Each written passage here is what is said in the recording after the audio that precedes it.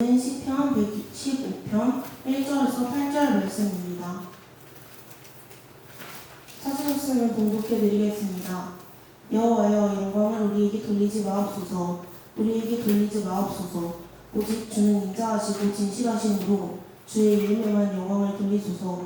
어찌하여 문나라가 그들의 하나님이 이제 어디 있느냐 말하게 하리이까. 오직 우리 하나님은 하늘에 계셔서 원하시는 모든 것을 행하셨나이다. 그들의 우상들은 은과 금이요 사람이 손으로 만든 것이라. 입이 있어도 말하지 못하며 눈이 있어도 보지 못하며 귀가 있어도 듣지 못하며 코가 있어도 냄새를 맡지 못하며 손이 있어도 만지지 못하며 발이 있어도 걷지 못하며 목구멍이 있어도 작은 소리조차 내지 못하느니라. 우상들을 만드는 자들과 그것들을 의지하는 자들이 다 그와 같으리로다. 아멘. 이 말씀을 가지고 헛된 우상들의 실체란 제목으로 오늘 하나님 말씀 함께 나누도록 하겠습니다. 또 오늘은 복된 주일이고 내일은 또 복된 추석이고 또 사랑하는 가족들과 함께 은혜의 시간들이 잘 이어지면 좋겠습니다. 또 하나님이 또 예배 받으시고 영광 받으시는 그런 시간들이 되실 수 있기를 간절히 소망합니다. 우리 사랑하는 가족들과 이렇게 명절이 되면 또 좋은 시간도 되겠지만 특별히 이제 오늘 그 가정주일 성시교독이 그 고린도전서 13장이더라고요. 오늘 그 말씀처럼 오래 참고 온유하게 또 무례히 행하지 않고 성내지 않고 그렇게 모여지는 시간이 되시면 좋겠습니다. 또 가족분들과 명절 쇠지 않는 분들은 오늘 주일 예배 같이 드리시면서 또 점심 드시고 서로 교제하면서 교회에서 잠깐이라도 명절 쇠시면 될 것 같습니다. 우리가 어렵지 않게 볼 수 있는 것 중에 하나가 오늘 말씀에 그대로 해당하는 것들이 있어요. 오늘 말씀 쭉 우리 영선이가 읽어주고 열거한 것 중에 입이 있어도 말하지 못하며 눈이 있어도 보지 못하며 귀가 있어도 듣지 못하고 코가 있어도 냄새 맡지 못하며 손발이 있어도 움직이지 못하는 그런 어떤 형체를 우리가 어떤 장소에 가고자 한다면 볼 수 있어요. 그 장소가 좀 우리 기독교하고는 좀 다른 종교의 장소라서 좀 그렇지만 사진으로 한번 대리만족을 해볼까요? 대리만족한다긴 좀 그렇지만 우리나라 경주 석굴암에 있는 본존불인가? 그 굉장히 국보에 해당하는 그런 그 불상이죠. 그러니까 저런 것들이 사실 오늘 시편 115편에서 쭉 열거하고 있는 사실상의 대표적인 우상이죠. 인간은 본래 하나님의 형상으로 지음받았잖아요. 아담이 처음 지음받았을 때. 그래서 하나님을 닮은 굉장히 탁월한 피조물이에요. 모든 짐승마다 하나님이 아담에게 갖다 주어서 아담이 어떻게 이름을 짓는가 보셨다고 말씀할 정도로 아담은 모든 짐승을 보면서 각각에 맞는 적절한 이름을 붙여줬단 말이죠. 굉장히 탁월한 피조물이었다가 죄가 들어온 후부터 인간은 세상 어리석고 좀 표현이 그렇지만 멍청한 피조물이 되어버리고 말았어요. 아니 저런 존재를 신처럼 숭배할 수 있단 말인가 싶을 정도로 인간의 상태는 한마디로 맛이 갔다 그렇게 말할 수 있어요. 저게 왜 신이라고 생각을 하는 거지 사람들이? 싶을 정도로 성경에서 그거를 우상이라고 말을 하거든요. 우상의 특징은 오늘 말씀 4절에 보면 그들의 우상은 은과 금이요 사람이 손으로 만든 것이라고 말할 수 있어요. 여러분 상식적으로 생각해봐도 신이라면 사람이 아니고 신이라면 적어도 스스로 존재하는 대상이어야 신이죠. 적어도 누구에 의해서 만들어지지 않고 본래부터 자기 스스로 존재하는 대상이어야 신이지 누구에 의해서 만들어진 거면 뭐 신이에요. 그거는 피조물이지. 사람의 손으로 만들어진 것을 어떻게 신이라고 할 수 있는가? 그럼에도 저런 형상을 숭배한다면 그저 어리석고 무지하다라고 밖에 표현할 길이 없어요. 미안한 말이지만 오늘 시편은 우상의 특징을 그렇게 쭉 잘 열거한 말씀인데 사자성어 중에 무용지물이라는 말이 있죠. 아무짝에도 쓸모없는 것. 이목구비가 있고 손발이 있어도 전혀 그 기능을 못하면 아무짝에도 쓸모없는 거죠. 그냥 버려지면 되는 거예요. 단 식물인과는 차원이 다른 거죠. 그거는 생명체니까. 그건 다른 거지만 다른 것에 있어서 그런 모든 것들이 갖춰져 있는데 그게 하나도 기능을 못한다? 그럼 그냥 버리면 돼요. 휴지통에다가. 아무런 미련 없는 거예요. 예수님은 맛을 잃은 소금에 대해서 그렇게 말씀하셨어요. 아무 쓸데없어 다만 밖에 버려져 사람에게 밟힐 뿐이니라. 그리스도인들은 거룩하신 하나님의 자녀죠. 예수 믿음으로 하나님의 자녀라는 새 신분, 양자됨을 얻었어요. 그러면 마땅히 우리는 세상과 다른 구별됨이라는 게 있어야 하는데 우리에게 만약에 그게 없고 오히려 세상의 흐름을 분별 없이 그냥 똑같이 따라간다면 그게 예수님이 말씀하신 맛을 잃은 소금이라고 할 수 있어요. 아무짝에도 쓸모없는 소금과 같아요. 그런데 오늘 시편에서는 우상이 그런 존재라고 말을 합니다. 우상이 그런 존재라고. 아무짝에도 쓸모없는. 아울러 그 우상을 만드는 사람과 그것을 의지하는 사람도 똑같다고 그렇게 판단을 합니다. 성경 말씀이 오늘 8절에 있었어요. 우상들을 만드는 자들과 그것을 의지하는 자들이 다 그와 같으리로다 라고 말을 하고 있습니다. 그런데 우상이 4절에 있는 것처럼 사람의 손으로 만들어진 형상 조각이죠. 그러면 저렇게 우리하고는 전혀 종교계로 분류했을 때 전혀 다른 종교에 저런 석상만 우상일까 했을 때 우리와 이렇게 범기독교로 같은 범주 안에 있는 것들 중에도 사실상 냉철하게 많이 있어요. 그 다음 사진을 한번 보실까요? 성당에 가면 어렵지 않게 볼 수 있는 마리아 상입니다. 예. 절에 가서 볼 수 있는 불상뿐만이 아니라 사실상 이렇게 저렇게 지어진 마리아상, 저걸 이제 기념으로 저렇게 지었다면 아무 문제 없는데 저 앞에서 숭배의 행위를 하거나 저 앞에서 기도를 하거나 이러면 이제 그게 엄격하게 말해서 우상 숭배 행위가 되는 거죠. 하나님은 그 어떤 형상도 만들지 말라고 하셨으니까. 그런 점에 있어서 사실 천주교인들을 접해보면 의문점이 성경에서 가르치는 대로 오직 예수 그리스도만 죄인들의 구원자이심을 선명하게 믿는 사람들을 못 봤어요. 천주교인들 중에서. 특히 그들은 일반 사람들이 생각하는 것처럼 모든 종교는 그 나름대로의 구원의 길이 있다 이렇게까지 생각을 해요. 천국도 예수님 못 믿었어도 어쩌다 예수님 못 믿었어도 그 사람이 이 땅에서 좋은 일 많이 했다면 천국 간다 이렇게까지 그렇게 선을 넘는 그런 교리까지 천주교는 나아가고 있어요. 그뿐 아니라 저런 마리아상도 만들어서 이 앞에서 기도하고 숭배하는 일도 아무런 갈등 없이 그냥 자연스럽게 해요. 그리고 천주교를 상징하는 것이 사실 천주교 하면 마리아라고 많이들 생각하는데 천주교도 사실 예수 그리스도가 포함되어 있긴 해요. 그런데 문제는 또 예수 그리스도를 이렇게 만들어버리는 경우도 있어요. 그 다음 그림 또 볼까요? 유명한 관광지죠. 브라질의 리우데자네이로의 거의 랜드마크라고 할 정도의 거대한 예수상이에요. 이거는 여러분 예수상이니까 우상은 아니지 않나요? 라고 혹시 생각하시나요? 이것도 석굴암에 있는 불상이나 성당에 있는 마리아 상처럼 사람의 손으로 만든 형상이라는 점에서는 똑같아요.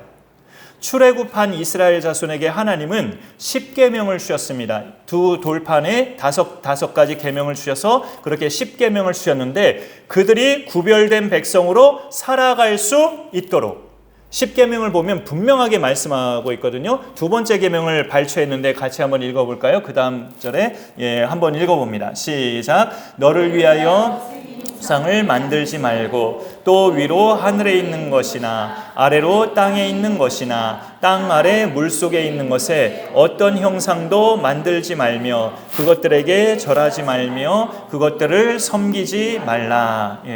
불상이나 성당의 마리아상, 심지어는 예수상이라 할지라도 사람의 손으로 만든 형상을 숭배하지 말라고 하나님은 단호하게 말씀합니다. 그것을 그 만들어진 조각작품을 숭배하는 순간에 그것은 나를 숭배하는 것이 아닌 우상을 숭배하는 것이 된다고 하나님은 냉철하게 말씀하셨어요.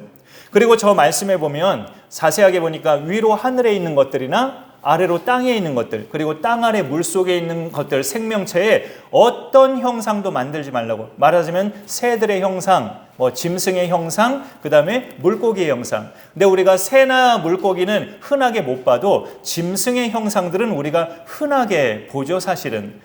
대학교마다 어떤 학교는 상징이 소, 어떤 학교는 사자, 어떤 학교는 호랑이, 어떤 학교는 독수리, 어떤 학교는 이렇게 어떤 전설적인 새가 이렇게 또 상징물로 캠퍼스 안에 있기도 해요. 근데 그건 이제 학생들이 우상숭배의 의식으로 하는 건 아니니까 문제는 없다 할지라도 많은 우리나라 정서에서는 그렇게 뭐 토테미즘, 애니미즘 이런 샤머니즘 신앙이 복합돼 가지고 그렇게 인간이 다스려야 될 인간보다 하등한 동물들을 그렇게 인간보다 훨씬 우등한 신처럼 숭배하는 어리석음이 이렇게 있단 말이죠. 그것도 잠깐의 세월이 아닌 오랜 세월 동안 그렇게 우상 숭배의 그런 모습이 우리나라에도 있었습니다. 하나님은 그 이스라엘 자손, 애굽에서 나온 이스라엘 자손을 그렇게 광야 여정길을 일부러 걷게 하시면서 특별히 모세를 산으로 올라오게 해서 모세가 한 40여일 산에서 하나님과의 만남이 있었죠. 밑에서 기다리는 백성들은 모세가 죽었는지 살았는지 기다리다 지쳐가지고 그 모세의 형 아론하고 이렇게 제의를 해가지고 우리가 하나님을 만들자. 기가 막힌 이야기죠. 우리가 여기서 모세 기다리다 죽겠다. 우리가 하나님을 만들자 하면서 금송아지를 만들어요. 다 이렇게 귀중품 다 걷어가지고 그걸로 녹여서 금송아지를 만들죠. 왜 금송아지였을까요? 만든 여러 가지 우상 중에서 그들이 애굽 생활했을 때 430년 동안 이스라엘 자손도 이집트에서 살았을 때 거기 이집트인들이 섬기는 대표적인 우상이 금송아지였기 때문에 아피스라는 황소 형상을 이집트인들이 숭배했는데 400년 넘는 세월 동안 이스라엘 자손도 거기에서 함께 살았으니 그 영향을 안 받았겠어요? 당연히 받았겠죠. 그리고 또 하나님이 그 애굽 땅에 내리셨던 재앙 중에 두 번째 재앙이 개구리 재앙이었어요. 저는 개구리 보면 좀 징그러운데 그 개구리도 애굽 사람들에게 풍요와 다산의 신으로 상징이 됩니다. 신처럼 숭배되는 그런 인간보다 훨씬 하등한 피조물을 그렇게 신과 같이 숭배하는 인간의 어리석음을 이렇게 보게 되는 거죠. 그런 개구리들로 하나님은 의도적으로 나일강에서 튀어나오게 해서 모든 애굽의 집집마다 재앙을 내리셔서 이 개구리가 신이 아님을, 하나님만이 참 신이심을 애굽인들에게도 보여주신 거예요.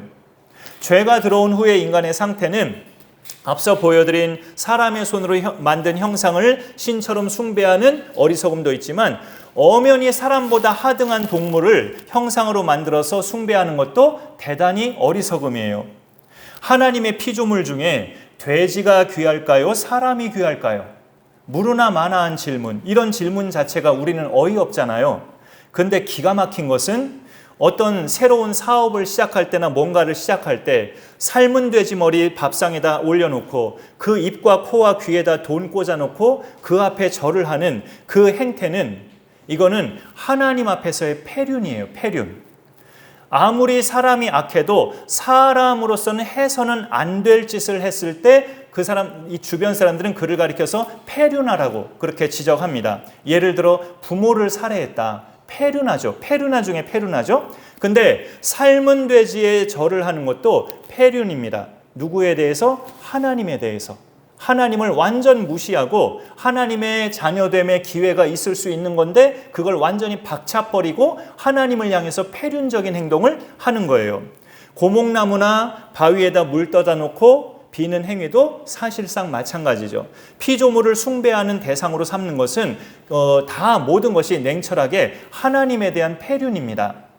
너무 극단적으로 정죄하듯이 이렇게 제가 표현을 했지만 어찌 보면 하나님을 알지 못함으로 인한 불쌍한 영혼들의 그런 삶이었죠. 우리 조상들도 그렇고 하나님을 만나지 못함으로 인한 무지함으로 인한 불쌍한 영혼들의 그런 삶의 모습이었어요. 사실 그래서 우리도 그런 사람들을 비판하거나 정죄할 자격은 없어요.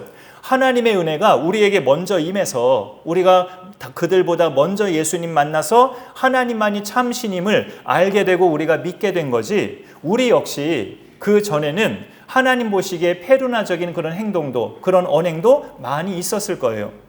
청소년기에 저를 생각하면 그때도 저는 교회 열심히 다니는 하나님 믿는 자라고 제 스스로가 생각했던 사람이지만 하나님이 탄식할 만한 모습도 많이 있었어요. 저도 뿔 따고 나면 이렇게 중고생들이 아주 재밌게라기보다는 늘 입에 달고 다니는 욕설 있잖아요. 중고생들이 늘 입에 달고 다니는 욕설, 그걸 저도 썼어요. 아주 신나게.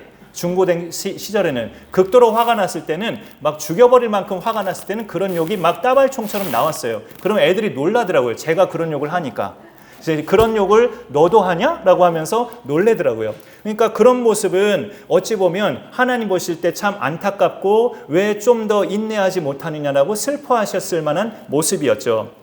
그리고 또 옛날에는 이렇게 요즘은 다 이렇게 인터넷이나 그렇게 앱 같은 걸로 스마트폰이 발달돼서 그런 걸로 다 보지만 옛날에 이렇게 신문들을 이렇게 봤을 때 스포츠 신문에 특히 이렇게 항상 있는 것이 오늘의 운세 이런 것들이 있어요. 그런 것들을 저도 흥미삼아 간간히 본 적이 있었는데 저는 닭띠라서 닭띠에 해당하는 내용을 늘 보게 되는데 그때도 교회 다니면서 예배도 꾸준히 드리고 직분이나 섬김에 있어서는 특히 다른 모든 학생들보다 두드러진 저였어요. 그런데 신앙관이 분명하게 서 있지 않았던 거죠. 신앙관이. 나는 이런 것을 보는 사람이 아니지 라고 이런 생각이 그 순간에 들지를 않는 거예요. 들지를. 그러니까 궁금하고 흥미로우니까 한번 보면서 운세가 좋게 나왔다. 그럼 괜히 기분이 좋아지고 그걸 그냥 믿고 싶고 그렇게까지 나아가는 거죠. 근데 운세가 이상하게 나왔다. 그럼 기분도 꿀꿀해지더라고요. 그런 것들을 신봉하는 것은 참 이렇게 하나님 보시기에 그것도 넓게 보면 페루나적인 모습이에요. 사실은. 헛된 우상들의 실체를 우리가 알아야 되는데요. 그 실체를 알려주는 것은 성경이에요. 성경. 오늘 말씀 시편 115편에서도 알려주고 있지만 또 참고 말씀 하나 더 준비해봤는데 이사야서에서 우상의 실체가 참 어이없어요. 자, 같이 한번 또 읽어봅니다. 시작. 망치로 고르게 하는 자는 매질꾼을 격려하며 이르되 땜질이 잘 된다 하니 그가 못을 단단히 박아 우상을 흔들리지 아니하게 하는도다. 아멘.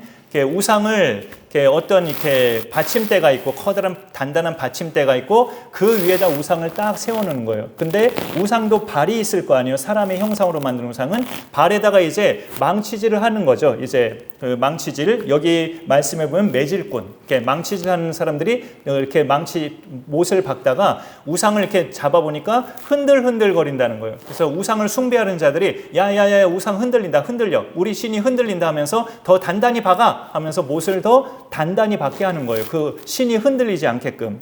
그게 무슨 신이에요? 못을 단단히 박지 못하면 흔들거리는 그런 신이 무슨 신이냐고요. 그런 신을 믿는 사람들도 흔들릴 수밖에 없죠. 그 인생이. 신을 믿는다면 언제나 한결같은 사시사철 요동치 않고 늘 변함없이 계시는 흔들리지 않는 그런 존재를 신으로 믿어야 그 믿음의 사람들도 흔들리지 않는 신앙을 가질 수가 있는 거죠. 그런 분이 우리가 오늘 예배하고 있는 하나님이신 줄 믿으시기 바랍니다. 예. 여기까지는 우리 예수 믿는 자들이면 누구나 다 이렇게 마음으로 신앙이 있으시니까 공감하시고 그래 그런 것들은 우상 숭배지 하면서 자연스럽게 다 공감하실 수 있어요. 그런데 좀 불편한 이야기가 되실 분들도 혹시 계실지 모르겠지만 이거는 어떨까요? 이거는 내일이 추석인데 명절 때마다 많은 가정들에서 행하고 있는 그거는 어떨까요? 요즘은 또 이제 현대에 들어선 생략하는 가정도 많더라고요. 번거롭고 귀찮고 그렇다고 이제 여행으로 대체하고 그런 가정들도 많아지는 추세이기는 하지만 돌아가신 부모님이나 조상님께 드리는 제사, 사실 우리나라에서는 이게 오래된 신앙은 샤머니즘이지 이 제사의 풍습은 몇백 년 안 됐어요. 고려 말까지 그렇게 별로 없었다가 조선시대 들어와서야 이제 중국으로부터 받고 그렇게 그것도 조선시대 초기에는 높은 신분의 사람들 위주로만 시작됐다가 조선 중기가 넘어가서야 평민까지 이제 제사의 그런 풍습이 정착됐다고 해요. 생각보다 그 역사가 짧아요. 불교 역사보다도 짧죠. 어찌 보면. 근데 돌아가신 부모님을 기린다는 취지는 좋은 겁니다. 사실은. 부모님이 물려주신 남기고 떠나신 그것을 내가 소홀히 하지 않고 잘 간직하겠다는 다짐의 시간도 될 수 있죠. 하지만 문제는 아까 이계명 우리가 읽었던 것처럼 하나님 말씀에 뭐라고 써 있었어요? 그것들에게 절하지 말며 그것들을 섬기지 말라 말씀하고 있는데 그것을 위배하는 것이 돼버려요. 이런 질문을 할 수도 있어요. 아니 하나님께서 절하지 말라라고 하신 대상은 그 사람이 만든 신의 형상이나 동물의 형상한테 절하지 말라 하신 거지 부모님의 사진 앞에 절하지 말라 안 하셨잖아요. 이렇게 반문하실 수도 있어요. 하지만 이 제사의 취지를 살펴보면 그냥 예의상 후손들이 절하는 게 아니고 이 땅을 떠난 조상의 혼이 잘 안녕하시도록 그런 차원에서 절을 하는 그런 의미가 있어요. 제사 속에는 이 땅을 떠난 조상의 혼이 거처할 곳을 찾지 못해서 여기 떠돌아다니고 저기 떠돌아다니시다가 그런 조상이었는데 후손들이 정성껏 제사를 지내면 그 혼과 백이, 혼과 넋이 잘 연합해서 저 세상으로 안정되게 안녕하실 수 있다는 그런 믿음이 제사의 풍습에는 들어있다고요. 이 부분에서 성경은 어떻게 말씀하는지 한번 읽어볼까요? 그 다음 짧은 말씀이 있는데, 자, 시작. 한 번 죽는 것은 사람에게 정해진 것이요 그 후에는 심판이 있으리니. 죽으면 이 땅에서의 삶은 되돌아오지 않는다고 성경은 말씀하는 거예요. 이 땅을 떠나면 다시 이 땅으로 되돌아오는 재생의 삶은 없다. 그거를 성경은 인정합니다. 그래서 기독교는 전생이나 다음에 이 세상에 또 태어난다는 윤회를 인정하지 않아요. 죽음 이후에는 심판이 있음을 성경은 선언합니다. 그러면 심판의 내용이 뭘까요? 그 다음 절 한번 같이 읽어보죠. 그 다음 부분 시작. 선한 일을 행한 자는 생명의 부활로, 한 일을 행한 자는 심판의 부활로 나오리라. 이 말씀은 천주교에서 주장하는 것처럼 이 땅에서 선한 일 많이 한 사람은 천국 가고 악한 짓, 나쁜 짓 많이 한 사람은 지옥 간다는 뜻이 아니라, 물론 그래야 되지만, 사실상 또 그래야 되지만, 예수님이 말씀하신 선한 일, 이 악한 일은 믿음의 여부예요. 예수 그리스도에 대한 믿음의 여부가 있으면 선한 일이고 없으면 악한 일입니다. 사람들이 떡 먹었던 사람들이 다음 날에 예수님 또 찾아왔을 때 우리가 어떻게 하여야 하나님의 일을 하오리까? 라고 예수님께 물었을 때 예수님의 답변은 하나님이 보내신 일을 믿는 것이 하나님의 일이니라, 그렇게 말씀하셨어요. 나를 믿는 것이 하나님의 일을 하는 거라고 그렇게 말씀하셨습니다. 그러니까 선한 일은 예수 그리스도를 받아들이는 거고 악한 일은 예수 그리스도를 배척하는 거죠. 그러니까 받아들인 사람은 생명의 부활로, 또 받아들이지 않은 사람은 또 저기 보면은 심판의 부활로 각각 그렇게 부활을 하게 된다고 말씀하고 있습니다. 예수님을 받아들이고 받아들이지 않는 것이 그렇게 일의 개념으로 예수님은 말씀하셨는데, 사실 후손들 중에는 그렇게 제사를 드려도 제사에 담긴 제가 앞서 말씀드렸던 그런 어떤 믿음이나 특별한 의미 부여 없이 옛날부터 우리 집안이 대대로 해왔기 때문에 그냥 해야 되는가 보다 하고 하는 후손들도 많아요. 어떤 자기가 그런 신념이 있어서 하기보다 그냥 아버지도 하셨고 할아버지도 하셨고 하니까 나도 해야 되지 않나? 라는 생각 때문에 하는 분들도 많다고요. 그러니 그냥 어쩔 수 없이 나 하는 건데 그걸 교회에서는 굳이 우상숭배라고까지 뭐 그렇게 그냥 냉철하게 그렇게 말을 하나요? 라고 할 수도 있지만, 이 말씀 하나 더 같이 읽어보겠습니다. 그 다음 말씀 예전에도 좀 읽어봤었는데 같이 읽어보죠. 시작. 물은 이방인이 제사하는 것은 귀신에게 하는 것이요 하나님께 제사하는 것이 아니니 나는 너희가 귀신과 교제하는 자가 되기를 원하지 아니하노라. 예. 근데 이 말씀을 보면 반박이 되실 만도 해요. 아니 그럼 돌아가신 우리 부모님이 귀신이라고? 이렇게 반문할 수도 있는데, 돌아가신 부모님은 돌아가셨기 때문에 그 올려진 사진에 안 계셔요. 돌아가셨기 때문에. 돌아가셨다는 말은 말 그대로 이 세상에서 돌아가신 거죠. 그러니까 그 사진 그 자리에는 안 계셔요, 사실상. 그러면 후손들이 그 이렇게 절을 할 때 그 영정 앞에서 절을 받는 대상이 누굴까요? 부모님은 돌아가셨는데 그 절을 받는 대상, 인간을 하나님과 멀어지게 만든 마귀예요. 마귀가 절을 받는 겁니다. 마귀는 본래부터 마귀가 아니고 하나님의 천사였죠. 근데 자기가 하나님과 같이 되려고, 자기가 하나님처럼 경배받고 싶어 하다가 하나님으로부터 추방당해서 마귀, 사탄이 돼버렸죠. 그래서 그 마귀가 경배받고 싶어하는 모습들이 오늘날에도 이렇게 많이 이렇게 있죠. 사실은 그런 것도 하나예요. 후손들에게 이렇게 절받고 그래 너희들에게 인사 잘 받는다 하면서 마귀가 경배받는 거예요, 사실상. 그래서 살아계신 하나님께 드리는 제사 외에 모든 다른 제사는 마귀가 경배받는 행위임을 우리가 알아야 돼요. 하나님의 자녀는 그럴 수가 없기 때문에 이 명절 때마다 믿지 않는 가족과의 갈등이 있거나 마음의 불편함이 있는 게 사실이에요. 나를 낳으신 부모는 세상 그 누구보다도 내가 사랑하는 대상이기 때문에 이 세상을 떠나셔도 내 마음에는 내 부모예요. 당연한 이야기죠. 그건 안 바뀌죠. 그러나 하나님은 구원받은 백성에게 주신 10계명을 보면 그 5번째 계명이 돼 있죠. 네 부모를 공경하라. 근데 거기에서 네 부모를 공경하라는 것의 의미는 살아계신 부모를 공경하라는 뜻이에요. 그걸 어떻게 알 수 있냐면 그 명령 뒤에 나오는 약속을 보면 알 수 있어요. 그 뒤에 약속이 그리하면 네 하나님 여호와께서 너에게 준 땅에서 네 생명이 길리라. 장수의 복을 약속하셨거든요. 장수의 복. 장수의 복은 천국에서 누리는 것이 아니라 이 땅에서 누리는 거예요. 천국에서는 영생이죠. 영생. 장수가 아니라 영원한 영생이에요. 이 땅에서 누리는 복이 장수입니다. 그런데 그 복을 받을 수 있는 자격자가 부모 공경자라고 하니 부모 공경자가 이 땅에서 장수한다면 그 부모는 살아계신 부모를 공경한다는 뜻이죠. 이 땅에 살아계신 부모. 그러니까 이 땅에서 장수하는 거니까. 그러니 믿음의 가족은 내일 같은 명절을 맞이할 때마다 돌아가신 부모님이나 조상이 생전에 우리에게 보여주신 모습들, 돌아가신 아버지, 돌아가신 부모님이 생전에 보여주신 그 모습들을 내가 마음에 기리고 나도 그렇게 우리 아빠처럼 우리 조상님들처럼 살리라 다짐하면서 그렇게 살도록 그렇게 살 수 있도록 우리를 도와주실 하나님께 예배를 드리고 하나님만 경배하는 것이 맞습니다. 오늘 말씀 1절에 시편 115편 1절이요. 여호와여 영광을 우리에게 돌리지 마옵소서 우리에게 돌리지 마옵소서 오직 주는 인자하시고 진실하심으로 주의 이름에만 영광을 돌리소서 이렇게 말씀하고 있습니다. 오직 주님만 영광 받으시옵소서 그렇게 말하고 있는 거죠. 하나님 스스로 자기가 영광 받으실 수 있지만 하나님만을 참신으로 인정하는 사람들, 그 믿음의 사람들을 통해서 하나님은 영광 받기를 기뻐하십니다.